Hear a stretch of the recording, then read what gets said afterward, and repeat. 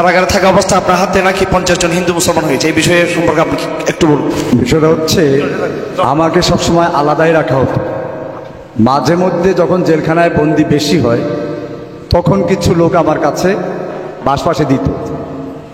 তো এরকম কিছু ঘটনা ঘটেছে, এমনকি বর্তমানে আমি একজন হিন্দুকে রেখে এসেছি।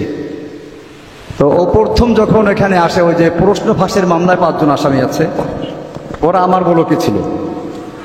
আর ওই যে আনার হত্যা, যেটা কলকাতায় যে হত্যা করলো, ওটার যে আসামি শিমুল ভুইয়া, ও আমার ওখানে আছে। তো আমি তাদেরকে আলহামদুলিল্লাহ নিজের কাছে রেখেছি এবং আমার আচরণের মাধ্যমে তাদেরকে আমি মৌখিকভাবে তাদেরকে ইসলামের কথা কখনো বলি না। কারণ শিমুল ভুইয়া হচ্ছে বামপন্থী রাজনীতি করে সমাজ, অর্থাৎ বোঝেন তো কী ছিল। কিন্তু সে বলে যে আমাকে একটু নামাজ শিক্ষা দেন, অর্থাৎ সে আমাকে বুঝিয়ে দিল যে আলহামদুলিল্লাহ আপনার কাছে এসে আমি তওবা করেছি। আর ওই হিন্দু যে তার নাম এখন কি যেন নামটা তো ভুলে গেল, যাই হোক একটা মুসলিম নাম। তো আলহামদুলিল্লাহ, না আবদুল্লাহ না, অন্য একটা নাম রাখা হয়েছে, না নামটা আমি ভুলে গেছি এখন, আব্দুর রশিদ। আব্দুর রশিদ। তো এরকম কিছু ঘটনা ঘটেছে।